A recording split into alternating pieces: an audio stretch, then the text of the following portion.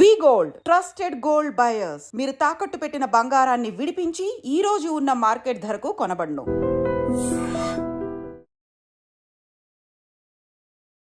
Physical gold బెస్టా, ETF బెస్టా? ఏది బెస్ట్? ఏది పెట్టుకుంటే ఇండివిజువల్కి ఉపయోగపడుతుంది?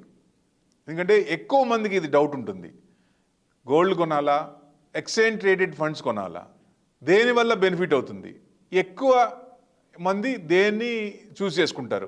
ఇది ఒకసారి చూద్దాం. ఎట్లా అంటే ఇప్పుడు స్టాక్ మార్కెట్, తర్వాత రియల్ ఎస్టేటు, తర్వాత అసెట్ క్లాస్లో ఏముంది? గోల్డే ఉంది. ఇప్పుడు రియల్ ఎస్టేట్ ఇబ్బంది పడుతూ స్టాక్ మార్కెట్ పడుతున్నప్పుడు ఆల్టర్నేట్గా అసెట్ క్లాస్లో దేంట్లో పెట్టాలి? 100% గోల్డ్లోనే పెట్టాలి. అలా గోల్డ్లోనే మామూలుగా పడుతున్నప్పుడే కాకుండా సెంట్రల్ బ్యాంక్స్ అన్నీ ప్రతి సంవత్సరం 1000 టన్స్ కొంటున్నాయి. ఇదివరకు అంత లేవు. ఎందుకంటే మన పివి నరసింహారావు గారి రిఫార్మ్స్ అందరూ ఫాలో అవుతున్నారు. దానివల్ల ఏంటంటే ఏదైనా ఆపత్కాలం వచ్చినప్పుడు వాళ్ళకి సేవ్ అవుతుంది, ఇమీడియట్ క్యాష్ వస్తుంది. గోల్డ్ తనఖా పెట్టుకొని లేదా గోల్డ్ అమ్మేసి కానీ ఇమీడియట్గా వాళ్ళ ప్రాబ్లం సాల్వ్ చేసుకోవచ్చు అనే ఉద్దేశంతో ప్రతి కంట్రీ కూడా సెంట్రల్ బ్యాంక్స్, మనకి ఆర్బీఐ లాగే ప్రతి కంట్రీకి సెంట్రల్ బ్యాంక్ ఉంటుంది కాబట్టి ఆ బ్యాంకులు బై చేస్తున్నాయి. అది పాజిటివ్ న్యూస్. ఎందుకంటే గోల్డ్ కూడా ఇంత పెరగటానికి కూడా ఇదే ఒక మెయిన్ కాజ్ అనుకోవచ్చు ఒక రకంగా. ఎందుకంటే రిటైల్ కూడా పెరుగుతోంది, కానీ ఒక్కసారి రిటైల్ పెరిగితే విపరీతంగా అంత పెరగదు కదా. ఇప్పుడు 90,000 దాకా దాదాపుగా బయట మార్కెట్లో ఉంది. లిస్టెడ్ దాంట్లోనేమో ఎక్స్చేంజ్లోనేమో 87,000 రేంజ్లో ఉంది. సో ఇంకా పెరుగుతుందా అంటే ట్రంప్ టారిఫ్ ట్యాంట్రమ్స్ ఇంకా ఉంటే ఇంకా పెరిగే ఛాన్సే ఉంటుంది. ఎందుకంటే అన్సర్టనిటీ ఉన్నప్పుడు గోల్డ్ విపరీతంగా పెరిగే ఛాన్స్ ఉంటుంది.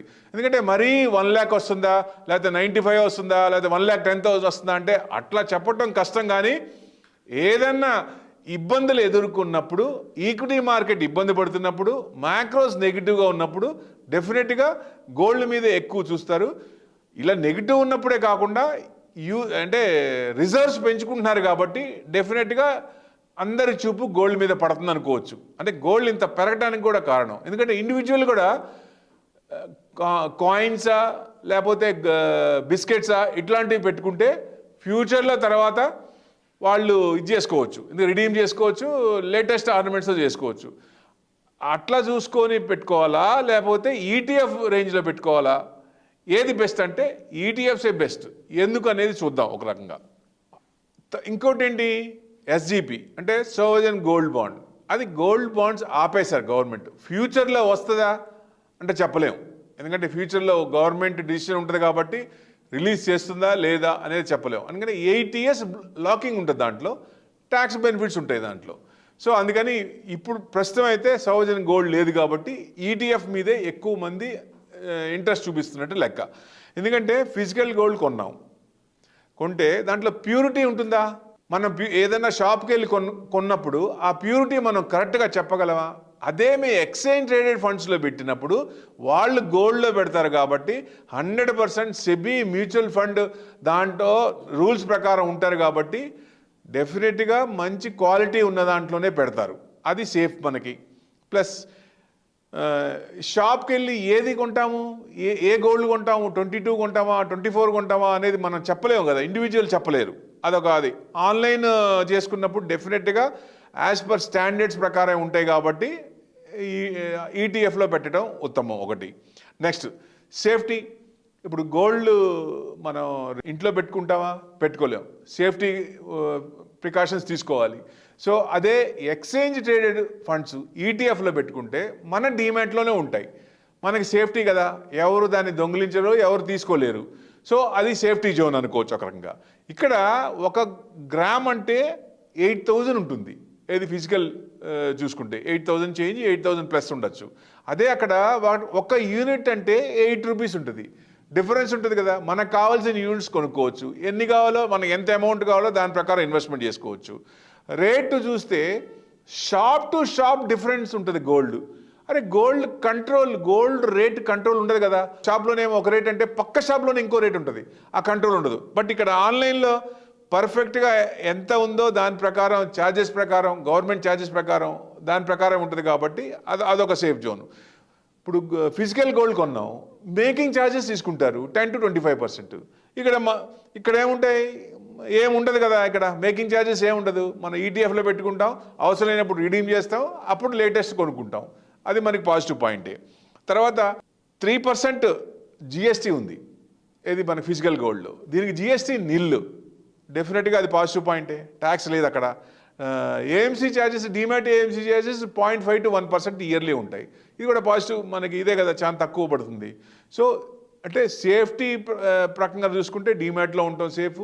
ప్యూరిటీ తీసుకున్న గవర్నమెంట్ రూల్స్ ప్రకారం ఉంటాయి డెఫినెట్గా ఇది.